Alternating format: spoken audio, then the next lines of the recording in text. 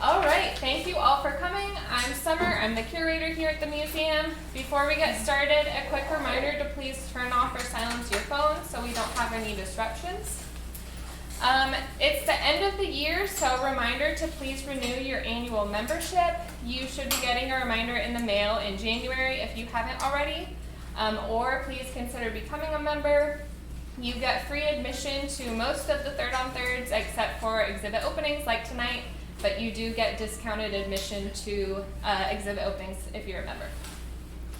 As for upcoming programs, our January Brown Bag Lunch on the 4th will be with Laree Hempke, who will speak about quilting and the Amelia Island Quilt Guild. And then our January Third on Third speaker is still to be determined, so keep your eyes peeled for updates about that. So that's it for announcements, but tonight we have Dr. Keith Ashley. Keith Ashley is an archaeologist and associate professor of anthropology at the University of North Florida. His current research focuses on the indigenous peoples and histories of southeastern North America, particularly Florida. He is actively involved in archaeological excavations with UNF students throughout northeastern Florida. So everyone, please welcome Keith.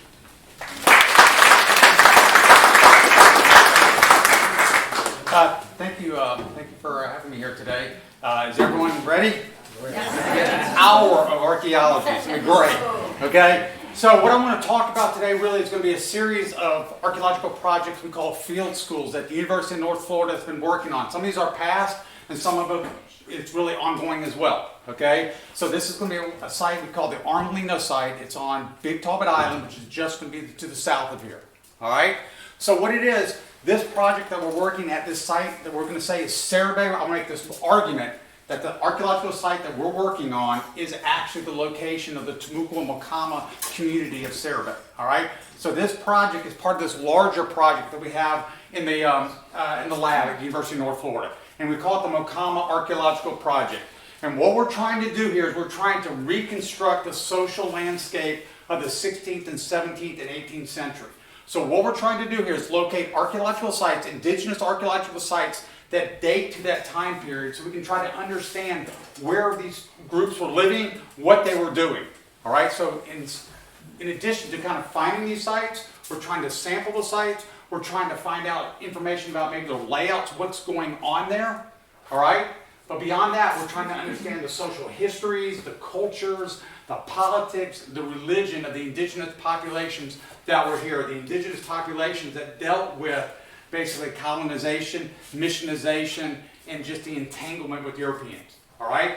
The other thing we're trying to do with this larger project, I think, is trying to get an indigenous perspective, the native perspective. Okay? A lot of times what we see are colonial narratives, and we see these narratives through their eyes. So when we read these narratives, all we're doing is like peering over the shoulders of whether it's a friar, a conquistador, or some sort of official, and seeing what they see. We're trying to flip that around and show the native perspective. All right? And one thing that I think to really try to better understand what's going on, this encounter, this colonial encounter, from the minute of French contact until really the forced removal from this area, to really understand that, I think it's really imperative that we position that within this seamless, really deep, deep history of this area, this indigenous history. So when you look at the human history of northeastern Florida, 98% of that history is an indigenous history. All right? So what we know is 13,000 years ago. 13,000 years ago, you go out there and you put your toes in the Atlantic Ocean, all of a sudden you can project yourself back 12,000 years. That ocean, that water, is 70 miles away. So we're looking at when the first humans arrived in Florida, Florida was completely different looking. All right? So right now we've found a couple of points that are called Clovis points. When, surprisingly, where they've been found is on the beach because they've washed in from areas that now are underwater. All right, so we're really trying to understand this really deep history. It's an incredibly rich, it's a dynamic, it's constantly changing kind of history. And that European contact and entanglement, that's just a small part of it. But that's what I'm going to be talking about tonight. All right, so what I want to talk about are the Temuco speakers. All right, So when Europeans first arrived, there's this language that's being spoken. Timucua is a language, all right? First thing I'm going to tell you right now, we don't know what they called themselves. So any name I apply to them, Timucua, Mocama, anything else, is something that we're imposing upon them. We don't know their self-identifying indigenous term. The word we've always used has been Timucua. Timucua is a language. It's spoken from right here down, probably just in the Orlando area, just to the beginning of the Panhandle, and up into southeastern Georgia. Probably about 19,000 square miles. So within this area, different environment. You've got the coastal areas and the hammocks, you've got the inland areas, you've got flatwoods, you've got uplands, you've got swamps, you've got the lakes, you've got the riverine areas that are there, you've got Okefenokee swamp, so really diverse landscapes that are there. So we know that there are dialects of the language. There's at least 11 reported, and one of the dialects is called Mocama. We do know that Mocama is an indigenous word, okay, and we know what it means. Mocama actually means the sea. Okay, so it's kind of emphatic, the sea. I know some people have this really long kind of purple prose interpretation of, oh, the lovely land by the sea in which the flowers are blooming and the trees are swaying. It's not that. It's really simple. It's the sea, or by sea, S-E-A, the ocean. So this is the maritime dialect of Timucua. Actually, there's going to be two coastal dialects. There's the Mocama, the maritime dialect, and then there's the Agua Salada, or the saltwater dialect. That would have been spoken by the Timucua groups in St. Augustine, Saloy, and those communities that are dealing with Menendez. Okay? We go back 20 years earlier. You've got De Soto, Hernando De Soto, making landfall down here at the Tocobaga, here in the greater Tampa Bay area. He moves his way up here through the heart, through the horse country, kind of the peninsula of Florida. He encounters the Potano, who are Timucua.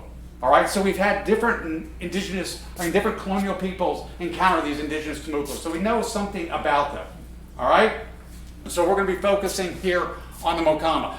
Great research is going on now. Aaron Broadwell at the University of Florida is actually translating all these 2,000 pages that we have that are written in Timucua. And he's basically starting to really do great work with it. All right, we have some earlier stuff that was done by someone in Granbury. We're seeing that there was a lot of problems with that. One of the most interesting things I think about this is a lot of these are Catholic texts and catechisms that are written in Spanish, and then they're written in Timucuan. What is interesting is now that we're being able to decipher Timucuan, they're written slightly differently. He is totally convinced, and he has great argument, that that Timucuan part is being written by Timucuans. Because what they're saying here in Spanish is probably being filtered through someone who is Timucuan, and they're kind of putting it in their own kind of phrases and concepts. So it's really great stuff that's going on. All right, so here we are with the Mocama. All right, what can we say about the Mocama? What do we know about the Mocama? If you call them Timucua, that's not wrong. The only reason I use Mocama, and we've started to use Mocama, it's just providing more specificity in terms of what Timucua groups we're talking about. If we're in Gainesville, we'd probably say the Potano. All right? So the Mocama, what do we know about them? Okay, they're leaders. Their indigenous term is Holata. All right? So they had Holatas, chiefs. All right? They appear to be hereditary. You're in a certain clan. So right now, based on some of the writings that we have by some of the early Spanish, we think there are 7 separate Timucua clans, like panther, bear, earth, fish, buzzard, which is probably hawk. So there are different ones. And we tend to see that the leaders are coming from the deer clan. All right, so we do have these ranked clans. But they're not absolute rulers, okay? There is a council of principals, okay? And they temper the absolute power of these Holatas. So I think there's more of a consensus base to it as well. So I think it's much more complicated than we've tried to present it in the past. All right? Another thing is they're living in these different communities. They're living in villages, they're living in towns, and maybe small clusters of what's going on. All right? We distinguish a town from a village. Towns probably had council houses, large buildings that basically were the hub of kind of political activities, religious activities, and they would have been in the center of the community with households kind of distributed probably over a larger area. All right? We know that the 2 big leaders at the time in 1560s are Satariwa, who's on the south side of the mouth of the St. Johns River, which right now we would probably suggest is going to be the broader Mayport area. And the second one is Takatakaroo. And Takatakaroo is at the south end of Cumberland Island. So So these seem to be the two principal olatas that are there. But we probably get the names of 12 to 13 more in the 1560s that are there, okay? All right, last thing, or not last thing, mixed economy, okay? They are fisher folks and shellfish collectors. Somebody was saying to me that they find all these oyster shells in their yard.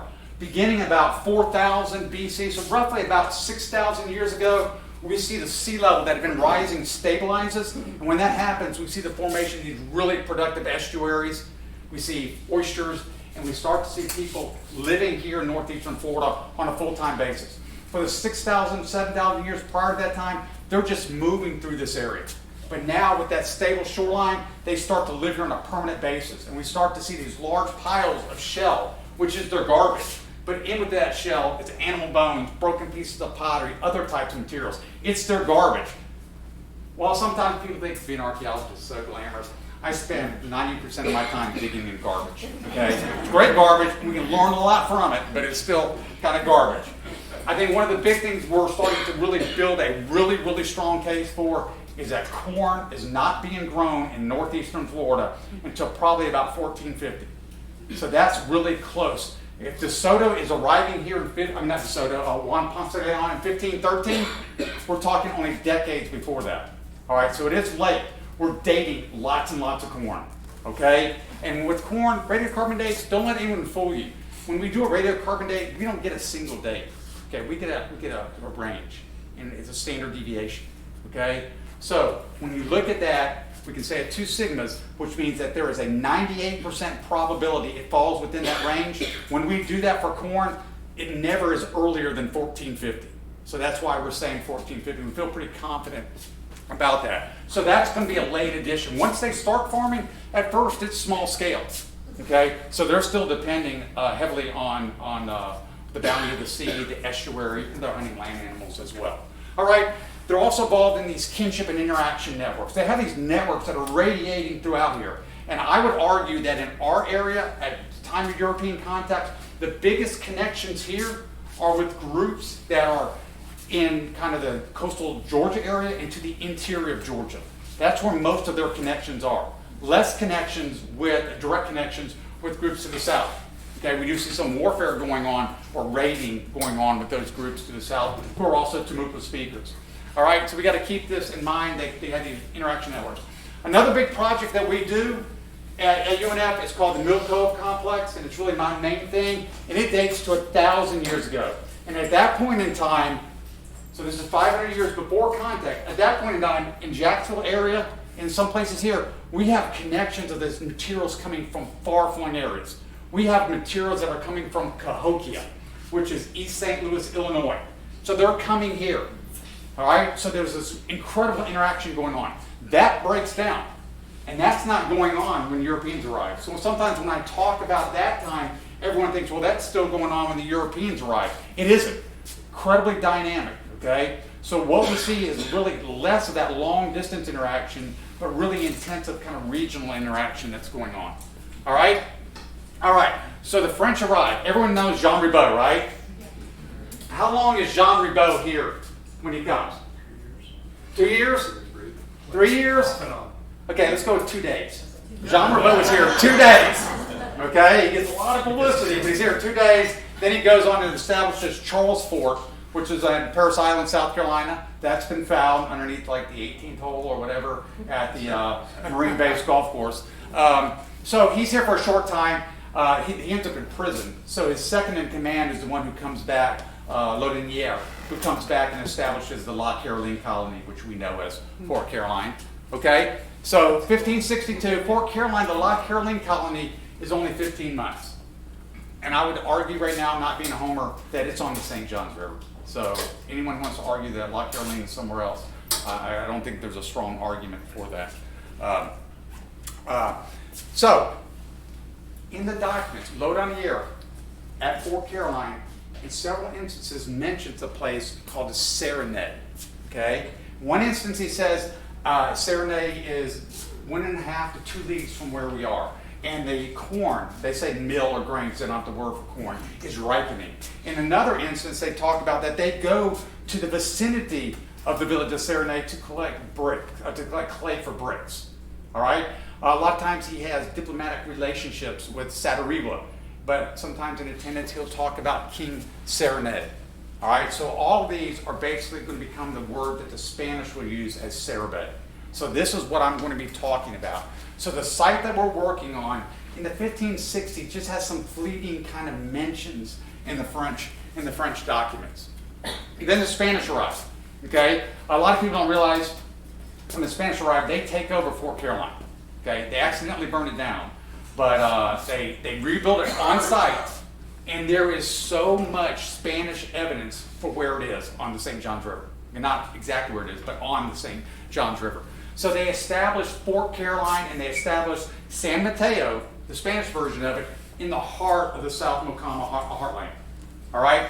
Eventually what we will see is they'll begin missionization among them. Okay? So at first you have 2 missions, and these missions are established at Alamacani, which is on Fort George Island, and at Takatakaroo, which is on Cumberland Island. By 1610, another mission is kind of built within a Mocama community, and you guys should be familiar with that. That's at Santa Maria, the Mocama version of Santa Maria. Okay? And at the same time, you see a 4th one at Guadalquivir, which is at the south end of St. Simon's Island. This one here, in 1684, actually moves down and is on Black Hammock Island. All right? So this is kind of the landscape you can kind of see during the 1600s. All right? With missionization, you have it within what the Spanish call the Mocama province, then to the north in the Wally province. So this is 1587 where it formally begins. This formally begins, at least with the Franciscans, 1590s. Then you see them in 1607 move into Timucua. When the Spanish used the word Timucua throughout the documents of the 16 and 1700s, they typically use the word Timucua in 2 ways. One way is to refer to it as a language. The other time when they refer to it as an area, they're always referring to it as this interior area. This is Mocama, okay, where we are. All right? And then in 1633, they move into the Appalachia region. Okay? So that's just kind of a broad scale look at what's going on. Everyone good? Okay. All right. A couple of things about missions. It's kind of somewhat of a misnomer, I think, in a way, in that everyone thinks, oh, they must be building these huge missions, and once they build them, they will come. That's not the case. All right? These are not big, substantial structures like you see in California. I think most people, you say Spanish missions, what do you think of? Texas, Alamo, California, right? The Southwest. The mission system is actually larger and longer within the southeastern United States. But one thing to keep in mind, they don't build missions and have them come.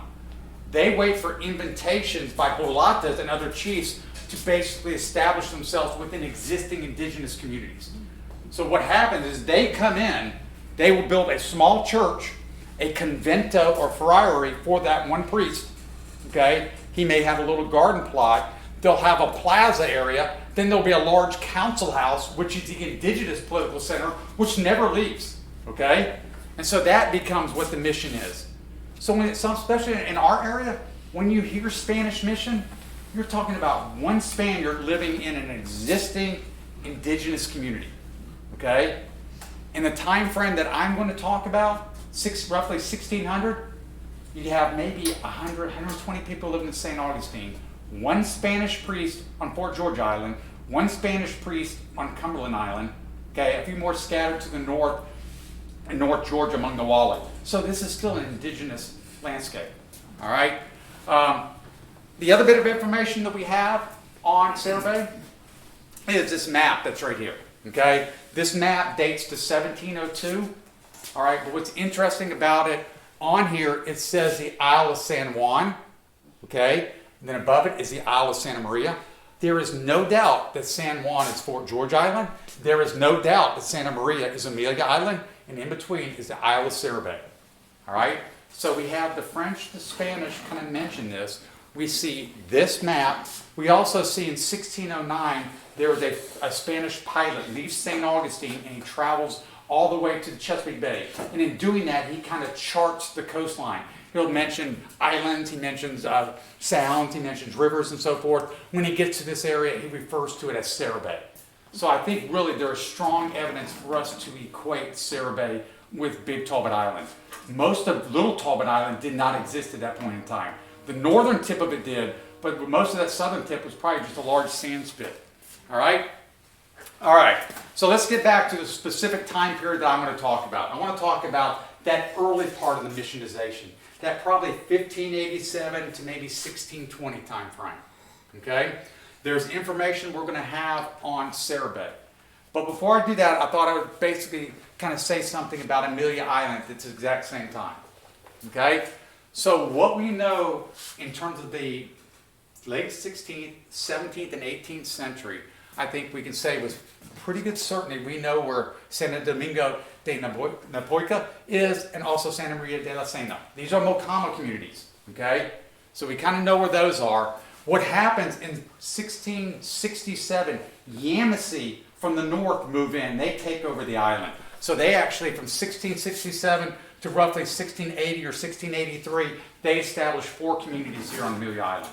Okay, then they leave, and when they leave, Wally come in from the North Georgia coast and basically just reoccupy some existing sites that are there. So we see 3 Wally communities move in. These are not missions, these are missions. Okay, so we kind of have a general idea of some of the things that are here. What's interesting, everyone's familiar with the Harrison Homestead. That actually has 3 consecutive. We now know this more than they did in the 80s and 90s when they were excavating it, because a lot more information has come about. But we now know that there's actually 3 different occupations there after European arrival. The indigenous Mocama, then the Yamasee, and then the Wallis. And what's interesting, at one point in time, everyone thought, well, one of the missions is the Yamasee Santa Maria mission, and the other is the Wallis Santa Catalina mission. That's not true. They are considered to be pagans. They don't have a mission. They were never associated with the mission. The actual mission, the earlier mission that's there, is actually the Mocama mission. All right, so I think there's really great evidence to this, both now archaeologically, we can look back on it, as well as a documentary. All right, so 1602, there's a friar, one of those 2 friars living in the Mocama area. He's on Cumberland Island. He's at Tacatacaru, which the Spanish at that time call San Pedro de Mocama. All right, he writes this letter, and basically he and the priests that are at San Juan del Puerto, they're writing a letter, state of affairs. This is what's going on within my community. It's only short, 3-4 pages of parchment. All right, but what he does mention in there, from my home here, where I'm living in this community, there are 1, 2, 3, 4, 5, 6, 7 Mocama communities that I basically proselytize. I visit on a regular basis. Since he visits them on a regular basis, in the Spanish parlance, they're known as visitas. All right? What's interesting, the priest who is on Cumberland Island, Georgia, actually has Amelia Island within his kind of jurisdiction. So what we see probably, Amelia Island may have been more affiliated with Tacatacaru in the 1560s than with Satariba to the south. They all got along well, okay? But I think the actually kind of the confederacy or the alliance was between Tacatacaru and groups that are on Cumberland Island and Amelia Island and the mainlands, and then those at the mouth of the St. Johns River. So here we are at the north end and probably near the south end of Amelia Island. All right? At the same time, Pareja, okay, that was Balatar Lopez, who's at the friar who's at San Pedro de Mocama. Okay, so you have one now at San Juan del Puerto, Alamacani, Fort George Island, okay, just on the immediate north side of the St. Johns River. He does the same thing. One little difference that he does, he lists the 9 visitas that he visits, which are distinct from the ones that Balatar Lopez visits, but he gives us distances, okay, leagues, all right? The problem is the league sometimes is hard to decipher. It seems to have a sliding scale. There is a Spanish league, there's a French league, there's a terrestrial league, there is a maritime league. Sometimes people on land are actually sailors, but they're talking in water terms. So it's probably 2.5, 3.5 kind of miles. So it's hard to pinpoint exactly. But what's interesting, he lists 9 of them. We feel pretty confident. I feel really confident that I can tell you we've worked on 4 of them. Okay. We have other sites that I think are probably going to be indigenous communities dating to the late 1500s, but I don't want to force a name on them because I'm not sure which ones they are. but I would say we know 2 to 3 more as well. All right, but the one I want to do is one that's closest to. So Sarabay is only at Fort Lee, probably less than a mile from where he is, and this matches up well with Fort George Island and then Big Talbot Island. All right, so this is kind of where we are. Big Talbot Island. This is Alamocani. This is San Juan del Puerto. This is where he was writing his letter from. And basically, this is Veracruz. We know this is National Park Service property. We've worked here. We're very confident it is one of those villages that he mentions. It is also going to be the location where that later mission that's on St. Simon's Island, Guadalquivir, moves down to here. And we've excavated that. All right. This is San Pablo, which is at Queens Harbor Yacht and Country Club today. And then you got San Mateo. All right. So we feel pretty good about those. All right. So let's start talking about Sarabay. All right.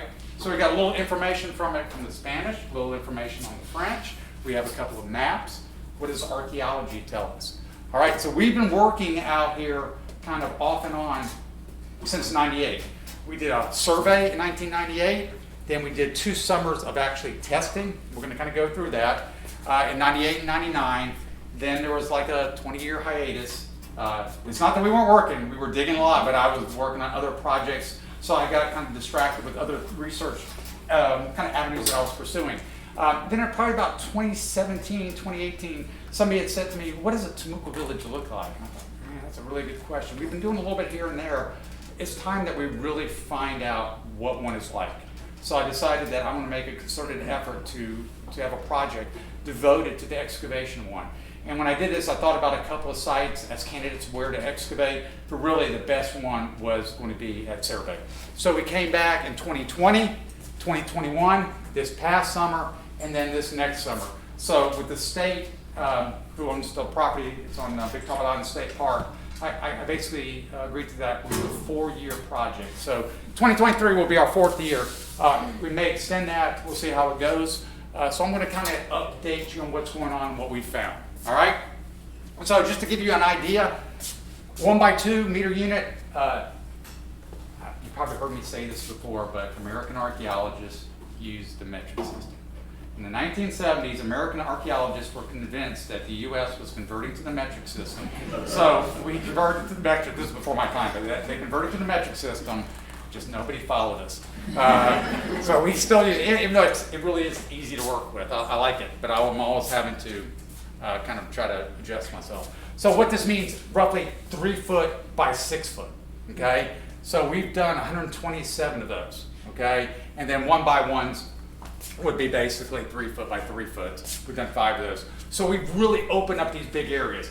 My belief was to really understand the layout of a community, you can't dig little holes. You gotta dig big areas. So our approach here is to do blocks. We call them blocks. Is to take those 1x2s, make them contiguous, conjoining to form these larger blocks, and that's what we've done here. All right, so real quick, one of the first questions I'm asked when someone comes out to an archaeological site and we got this block open or we got this unit open, how did you know to dig there? Okay?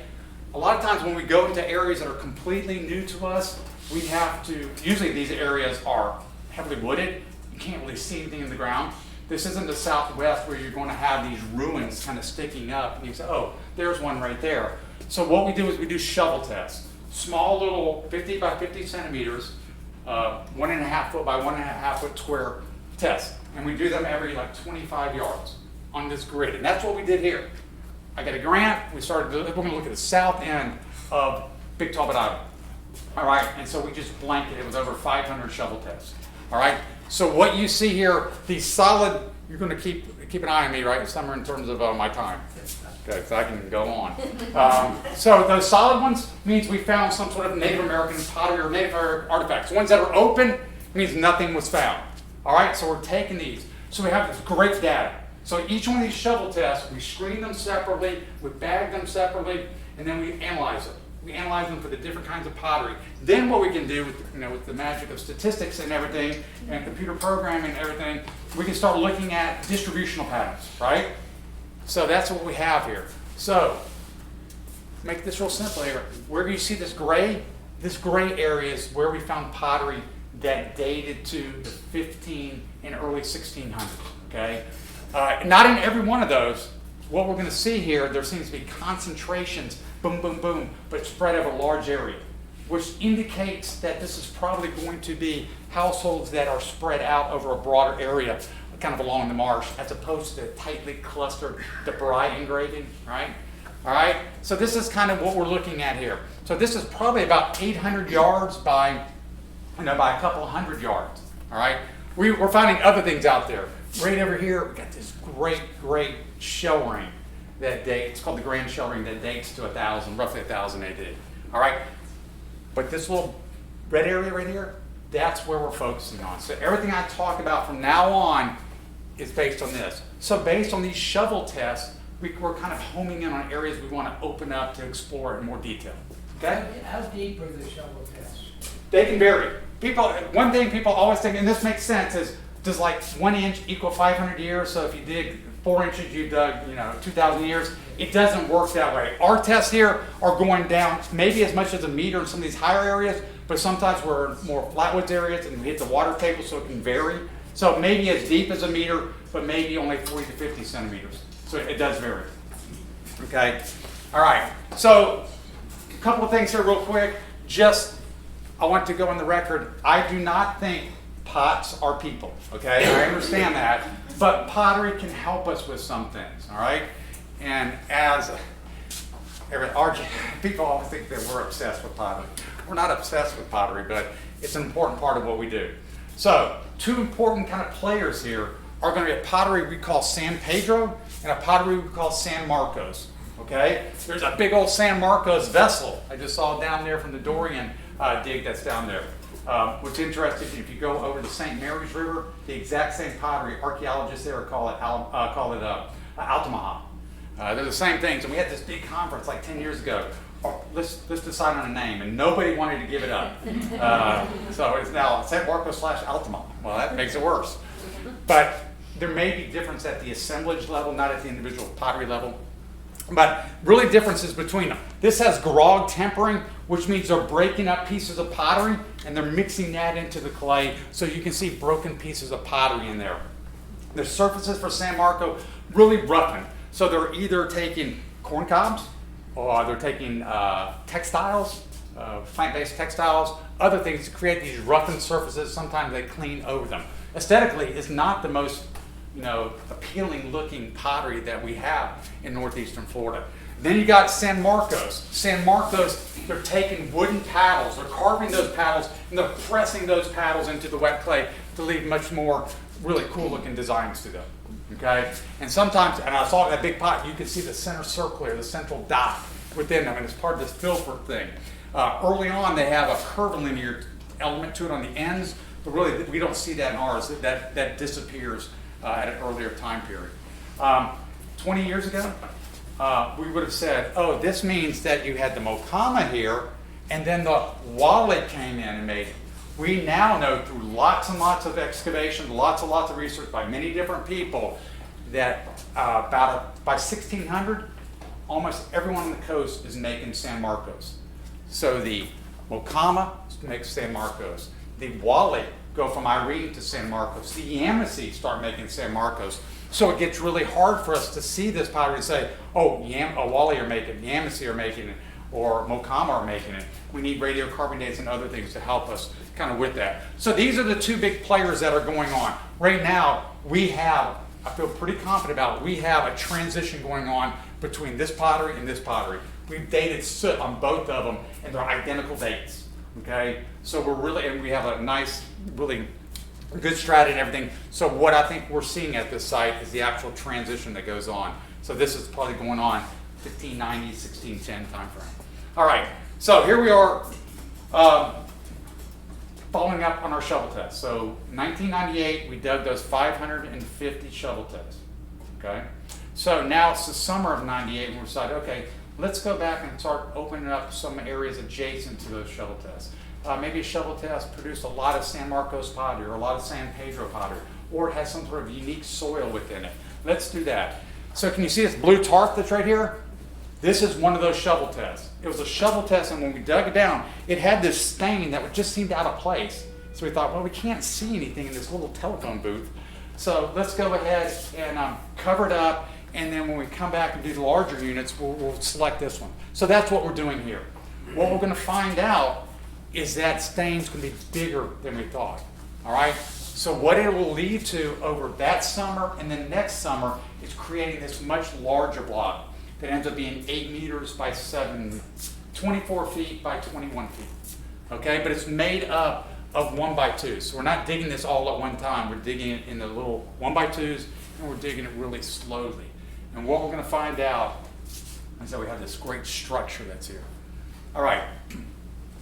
So if you're looking at this right now, this is, you're standing above, you're looking down at it, all right? So let's say that this was the surface, and then we dug down this deep. Well, we didn't dig down that, but let's say we dug down this deep. This is the floor where we dug. That's what you're looking at.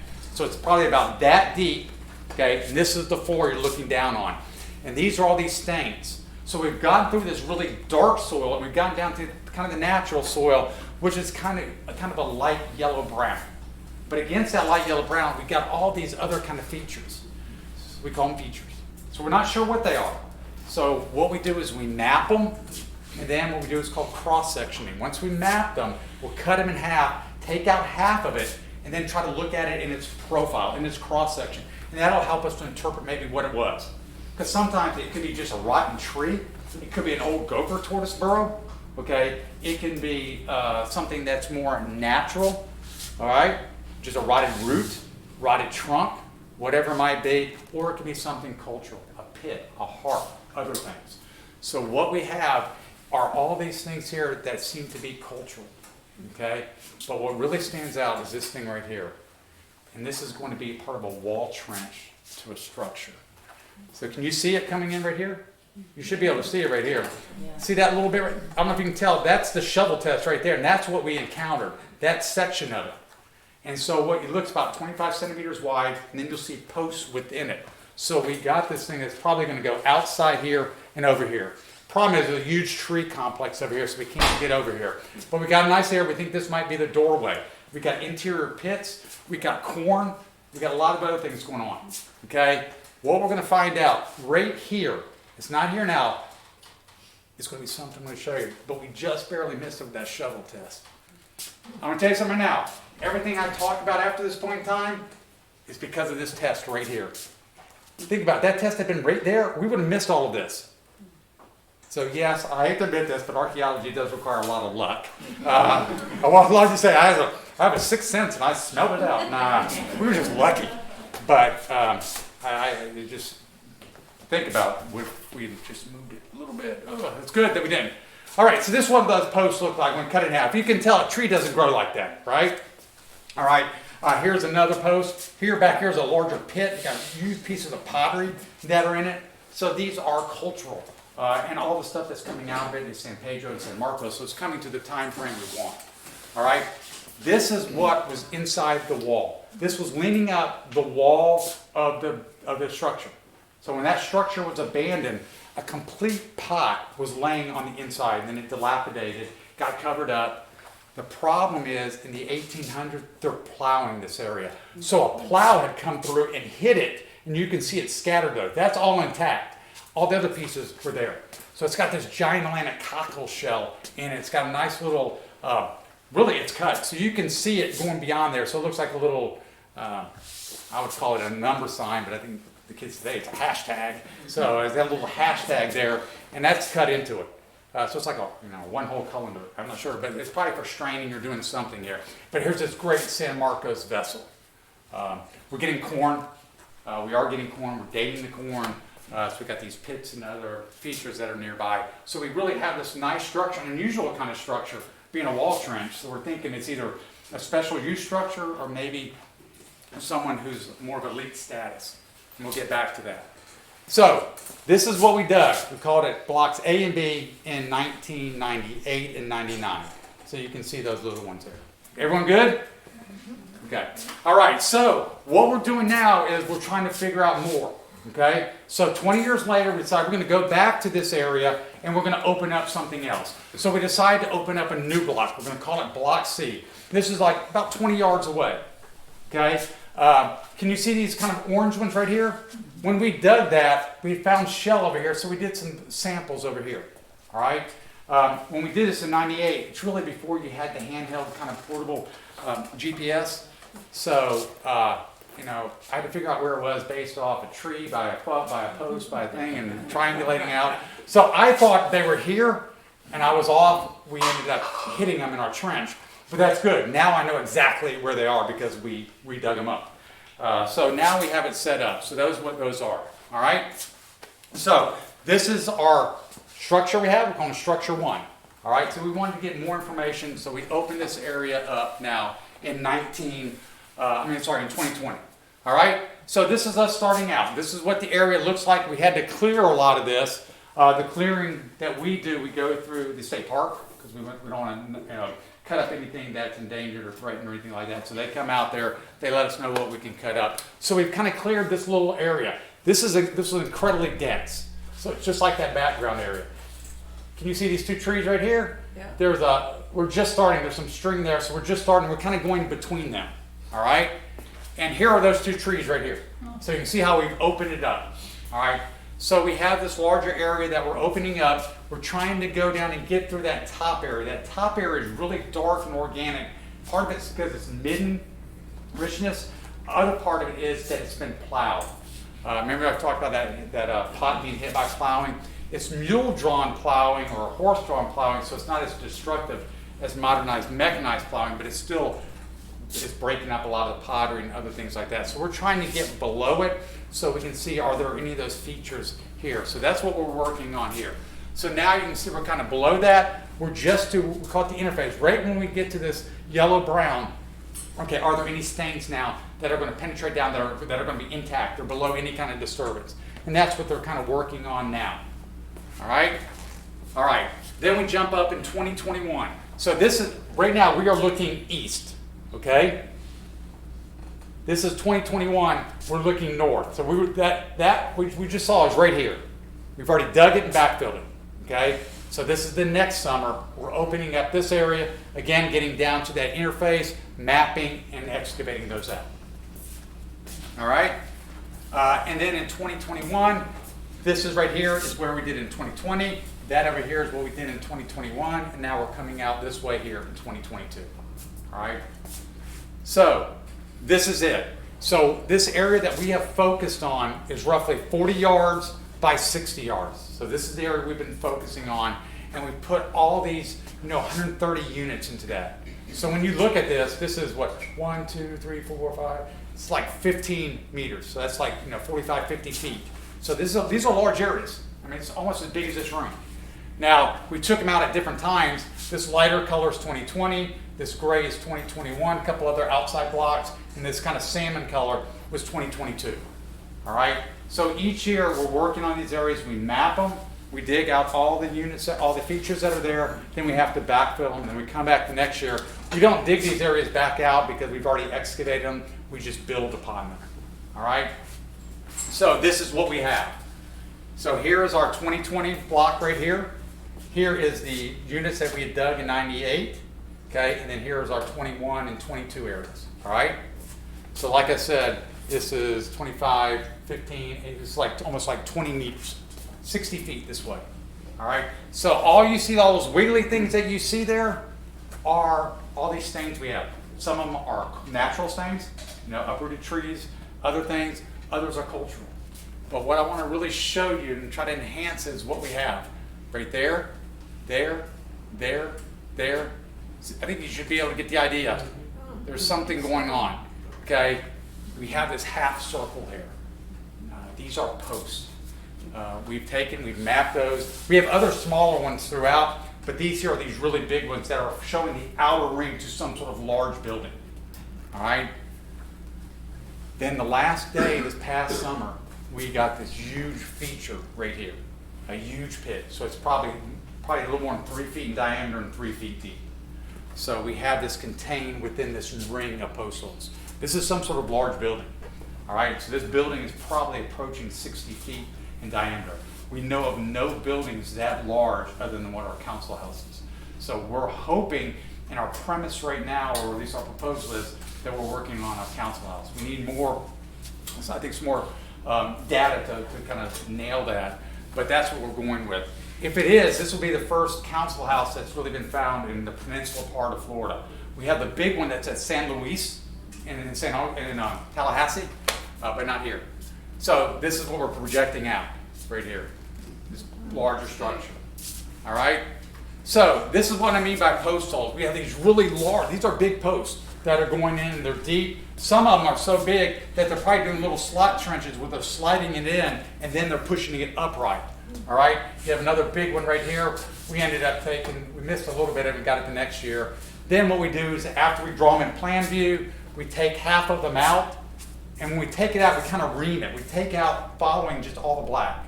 Then when that's done, we'll cut out a little box so we can kind of get in there to map it, photograph it, and get everything done. So we have these really great posts, and I'm just showing you a couple of them. We had like 9 or 10 of them that are really, really good. So it's impressive. Here's that large pit. You can kind of see it coming in right here, going down here, and it's coming up in here. The problem is we have another large tree here, so we couldn't get too close to it. But in this large pit, this is probably some large waterfowl, heron, something like that, that shows butcher marks, lots and lots of deer bone and animal bone, lots of pottery. We have, I think, 1, 2, 3, 4, 5, plus another one in the upper level, 6 shark teeth. And these are not fossilized shark teeth, so these would have been live.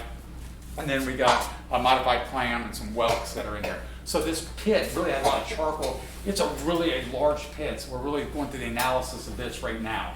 So this is a really great find as well. All right, so what we're thinking is that this is some sort of large structure. We're hoping it's a council house.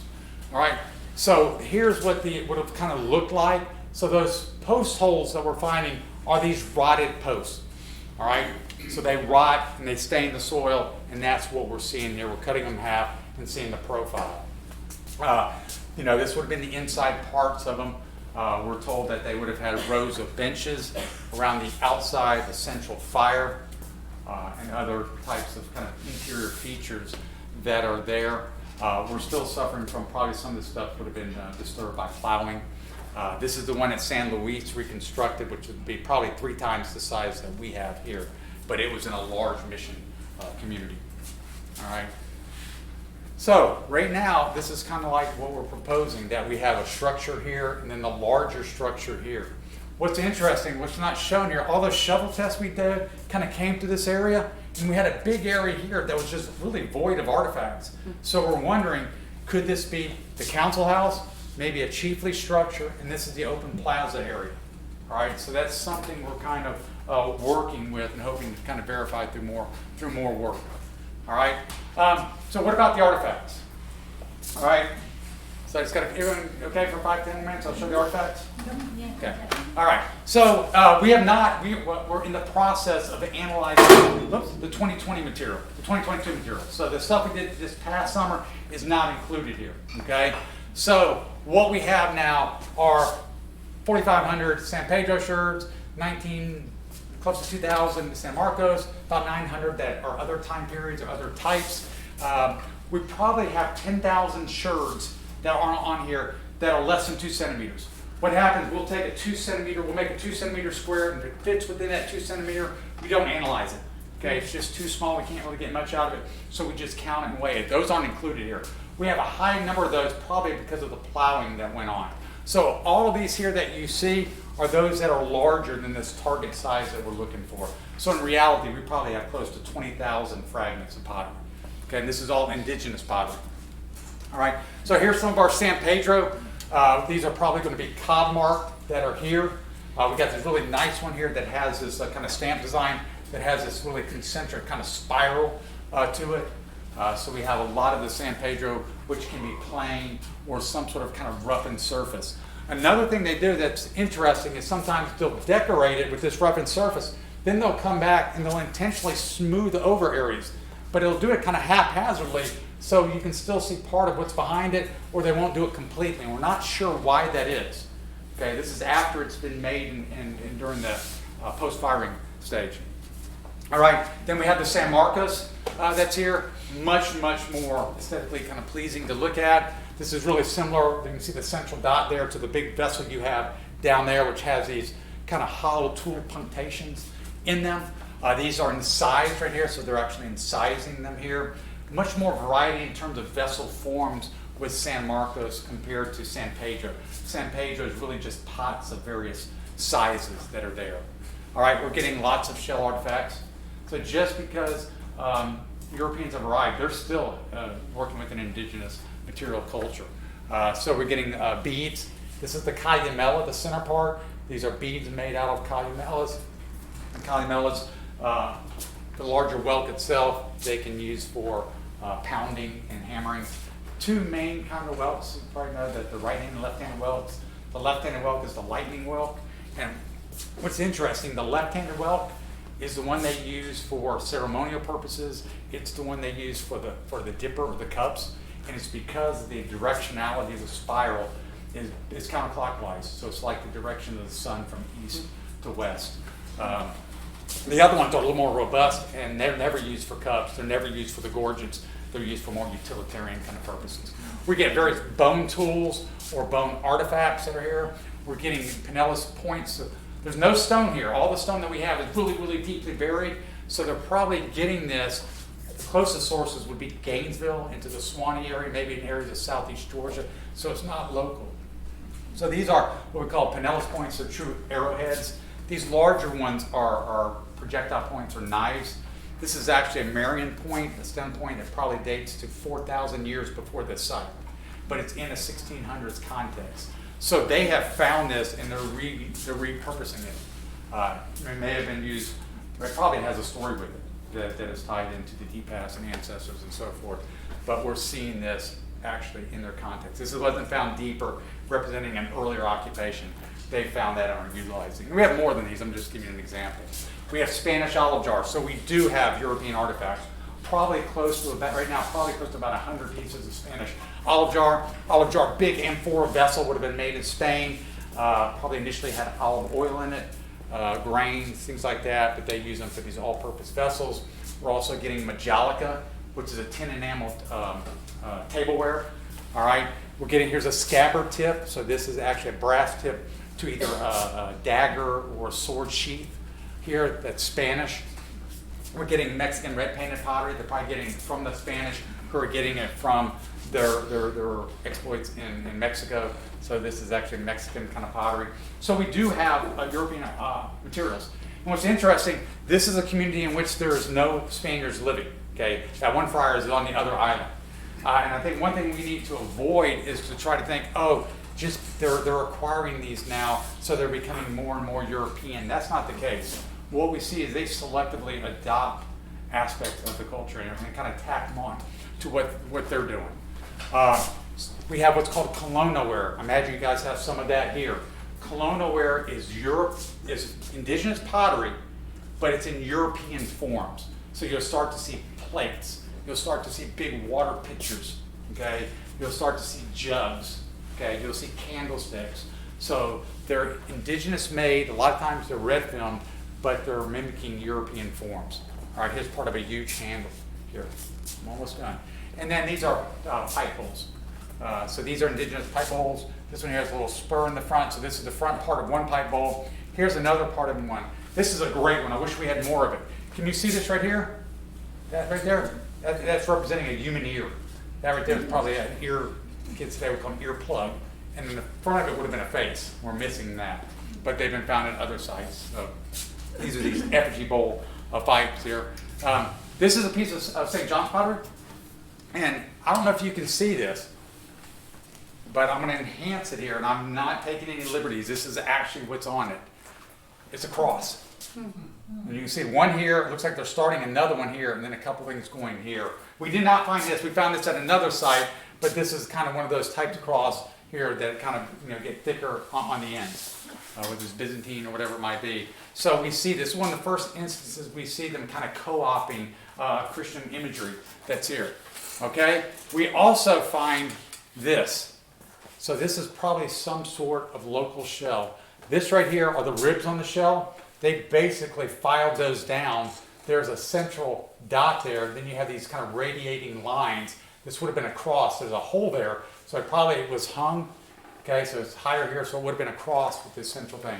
So, in looking at it, we talked to Timothy Johnson, who's a Catholic scholar at Flagler College, and he believes that it's a monstrance pin that is part of the monstrance, which is part of the Eucharistic adoration that you see, and this is representing the power of Christ within the Eucharist. So they kind of co-opted using that.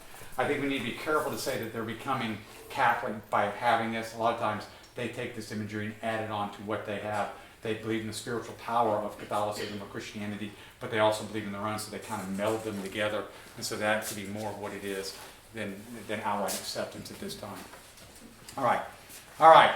So, how many people have seen this?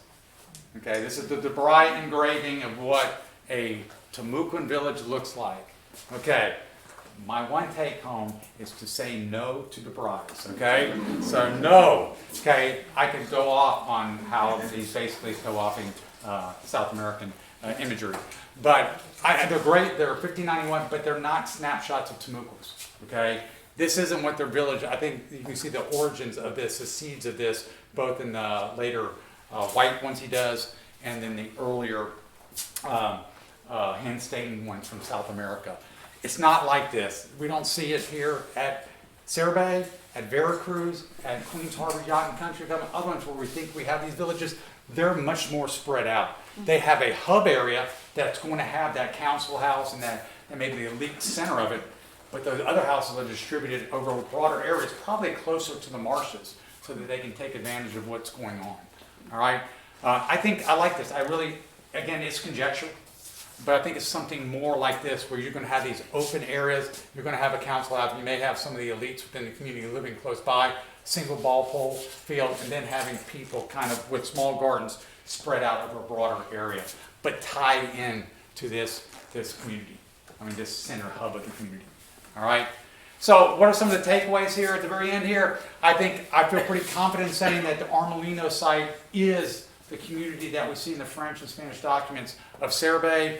It's much more broadly dispersed than that tight clustering you see within the Sarabay engraving. Corn is here, not in large quantities. As the mission times progress, we see more and more and more corn. All right, but we do have it, and we have it really well dated. We do think that when San Marcos pottery replaces San Pedro around 1600, we think we have it actually in transition going on in this area that we're excavating. We are getting European materials, olive jar, we've got some brass. We do have a couple of wrought nails. We do have a few later plantation period artifacts that just happen to be thrown in, just in the plow zone. And then we do think we have two structures. We think that the area we're looking at, that 60 meter by 40 meter area, we think really based on radiocarbon dates, based on the production dates of the Majolica and other things, we're looking at a 1580, 1610 range. Maybe, 1620 range, and maybe earlier than this. We just don't have any more documentation of it after about 1609. That doesn't mean it was abandoned, it means just we have no documents relating to it. All right, so what's next? We'll be out there again this summer. I think the big thing we want to do is we want to put a sample to the west side of the block. So where we had that one circle right here, can we get a few of them over here? And then we can just basically interpolate and get it there. We don't need to find every single one of them, but I do want to get a good section on the west where we can get 3 or 4 of them and say, okay, here it is. Then we have that. And then once we have that, project out where the exact center is and try to do a block or a big area there to see is there a central heart to it.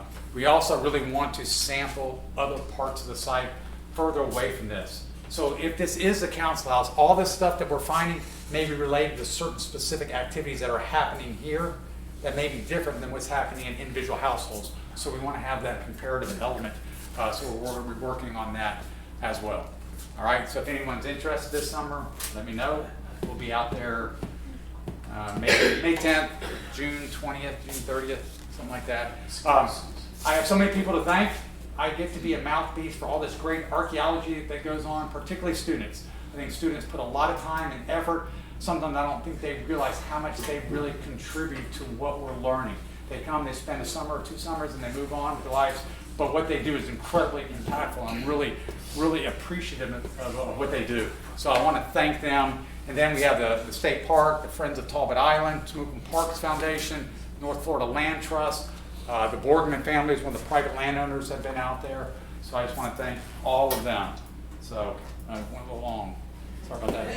All right, that's it. Thank you.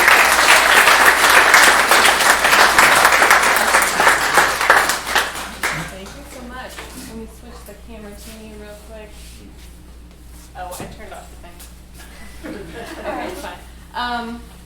So tonight, the exhibit opening is about archaeology on the island, but it primarily focuses on the Dorian dig in the 1980s. When George and Dottie Dorian were clearing the land for a new home. I am Dottie Dorian. I know. Okay. But not I met you just. giving you a little intro so they know. Oh. When George and Dottie Dorian were clearing the land for a new home on Amelia Island Plantation, they unearthed human bones and halted construction. This led to a 6-year investigation of their property in which a Spanish mission was unearthed. So we are honored tonight with Dottie Dorian, and she's going to say just a few minutes, right? Yeah. Thank you so much. Absolutely. It's great to see all of you here, and you've been so patient. It was a wonderful presentation. And you were here because of our Dorian digs, because there was no archaeology department at University of North Florida. And it was a development from the digs that we had here. Thank you. Yeah, no, thank you. But I see how far you've come with the presentation. It was just marvelous. But we did discover bones, and more bones in 1985. So then comes the decision at Amelia. It was on the plantation, which is difficult because they don't want a lot of publicity or a lot of traffic going through there. So anyway, my late husband and I decided we'd talk to a lawyer and find out, what should we do with all these bones and so he said, just cover it up and build your house. Well, that never entered our mind. What we said was, how are we going to do this? So we decided that we are going to finance this whole operation because we knew that once you covered it up and destroyed it, it's gone forever, and all of that history is gone. So we financed it, and we got archaeologists. We got, the whole thing was a very wonderful adventure, and actually it was 8.5 years that we dug. The only thing that really made us kind of mad was we could not build on it, but we had to pay taxes on it. So anyway, it was a wonderful adventure. And we met so many wonderful people. We had 2,000 school children that visited the site. We had students from all over the country. We had Clark Larson, who studied all the bones. We took all the bones up. We not only had the church and the convento and the cocina and the barracks, we had the whole grand works of everything.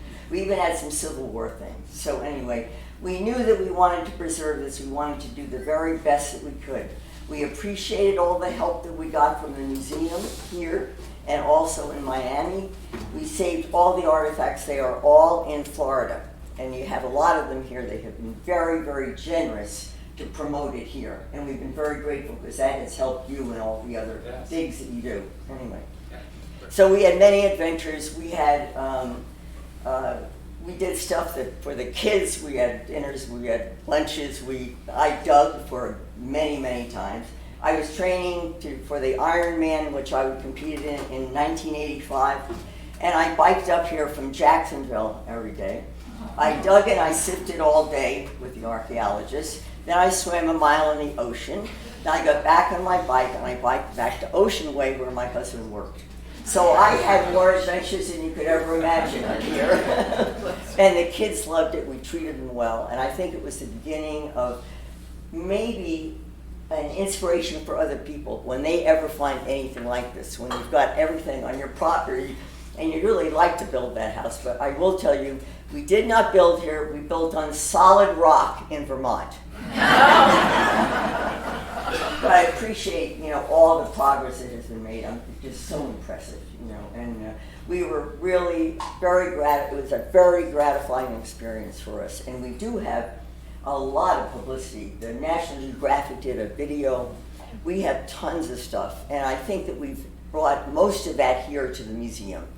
And they've been very good about displaying it and having special exhibits and everything else. So I'm grateful to all of you, and that you put up with, you know, traffic and so forth, and people started coming in by boats and getting in, and they were trying to find, you know, some wonderful jewels or hidden something or other, treasures, and which they didn't do, but we did have a lot of problems, but the plantation was very cooperative, and after 8.5 years, we were glad to have someone come back and build the land. Anyway, great to be here, and thank you for your interest in the community.